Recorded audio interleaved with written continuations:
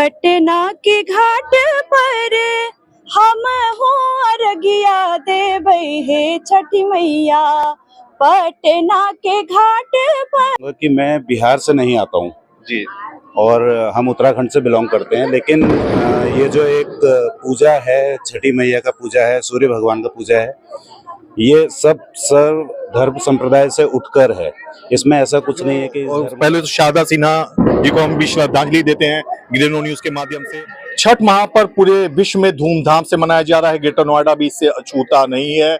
पूर्वांचल और बिहार जो समाज है ये इस पर्व को बनाता है, लेकिन मैं पिछले 20 साल से ग्रेटर नोएडा में छठ महापर्व को कवर कर रहा हूं और मैं आपको बता दूं कि कुछ मुस्लिम समुदाय से और कुछ गुर्जर समाज से भी लोग छठ व्रत कर रहे हैं, क्योंकि इस व्रत का जो महत्व है और जो भी आप छठी मैया से मांगते हैं दिल से, पूरी श्रद्धा से, वो जरूर पूरा होता है। तो यही वजह है कि ये बिहार पूर्वांचल से जिस तरह से प्रांत से जैसे ये बाहर निकल के हर जगह फैला है, उसी तरह ये समुदाय से भी बाहर निकल के अन्य समुदाय के लोग भी इस महापर्व को कर रहे हैं। और छठ महापर्व की खास बात ये है, संगीत जो गीत है छठ के, और छठ गीत के बिना छठ अधूरा है। अभी हमारे साथ कुछ म्यूजिक से संबंधित लोग हैं। सोनम मिश्रा मैम हैं, हिमांशु सर हैं। आप लोग संगीत क्षेत्र में बहुत ही ऊंचा नाम है। सोनम मैम, स्वागत है आपका। तो छठ जो है गीत के बिना अधूरा है, छठ मैया के गीत के बिना। तो पहले मैं ये जानना चाहूंगा कितने गीत होंगे छठ मैया पे आधारित? मुश्किल है ये कहना कि कितने गीत होंगे, क्योंकि जैसे जैसे समय बदलता जा रहा है बहुत गीत, बहुत लोग गाने लगे हैं अब। और जो इसका जो पुराना ट्रेडिशन है, वो जो सिंगिंग का जो रहा है वो ही फॉलो हो रहा है। इसमें ऐसा नहीं है कि हम बहुत कुछ नया कर पा रहे, क्योंकि ये इतना सुंदर पहले ही बना हुआ है कि इसको हम लोगों को आगे बढ़ाना चाहिए। तो जैसे अभी शारदा सिन्हा जी की परसों ही डेथ हुई है और वो छठ गीत के लिए स्पेशली बहुत फेमस रही हैं, मानी गई हैं। तो उनके ही कुछ 2-3 लाइन है जो कि मैं गाना चाहूँगी। और ये छठ का जो पर्व है ये सबके लिए बहुत महत्व रखता है। ये किसी धर्म से, किसी भी तरीके से कोई संबंध नहीं रखता है। ये एक स्वतंत्र पर्व है और कोई भी इसको कर सकता है, कहीं भी किसी भी जगह कर सकता है। देश और विदेशों में भी ये छठ के सूर्य तो पालक है पूरे दुनिया के, और ये सूर्य की उपासना का त्योहार। बिल्कुल, ये सूर्य दीनानाथ जिसको कि हम लोग सूर्य के हम कहते हैं, और छठी मैया मतलब एक तरीके से ये देवी की पूजा है, और दीनानाथ मतलब सूर्य भगवान की पूजा है।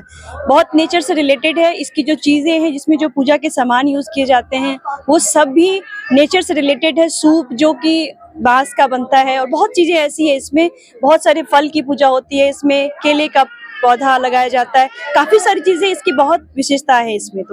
तो मैं मानती हूँ कि छठ पर्व एक बहुत ही अच्छा और सबको करना चाहिए, और सबको इसके प्रति बहुत श्रद्धा है मेरे मन में। जैसा आप जिक्र करी थी शारदा सिन्हा, जो मतलब कि उनके गाने के बिना तो अधूरा ही है छठ।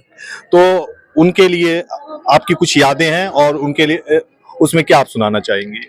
जी, उनको तो मैंने बचपन से सुना है, जब से मैं पैदा हुई। अगर भोजपुरी और मैथिली गीत और अगर छठ की बात की जाए तो सबसे पहले शारदा सिन्हा जी को मैंने सुना है, और मैं उन्हीं को बहुत सुनी, और उन्हीं के 2-3 गाने मैं गाती हूँ। तो एक गाना है उनका जो आज बहुत लोग सुन रहे हैं अभी भी। पटना के घाट पर हम हो अरगिया देबै हे छठी मैया।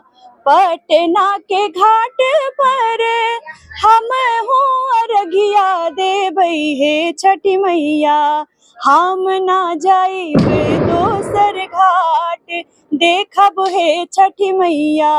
हम ना जाइब दोसर घाट देखब हे छठी मैया। सूप ले लठाढ़े बाड़े डोमिनिया देखब हे छठी मैया।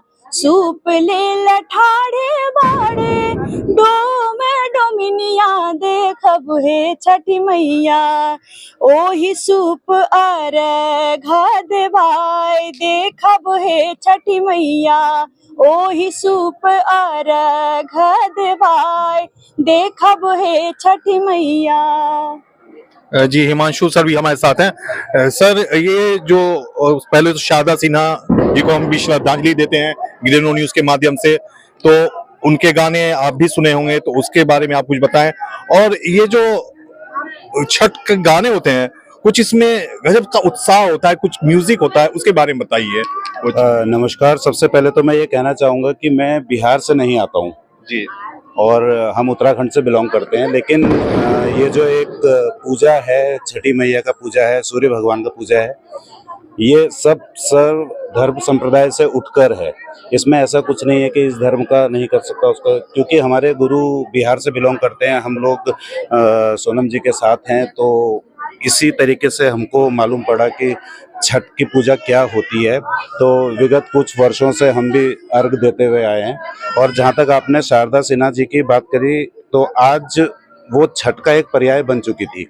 मतलब अगर छठ का कहीं समारोह हो रहा है या फिर छठ कहीं मनाया जा रहा है, बिना उनकी आवाज़ के, अभी अगर आप बैकग्राउंड में सुन रहे होंगे तो वही चल रहा है, उन्हीं की एक आवाज़ चल रही है ना।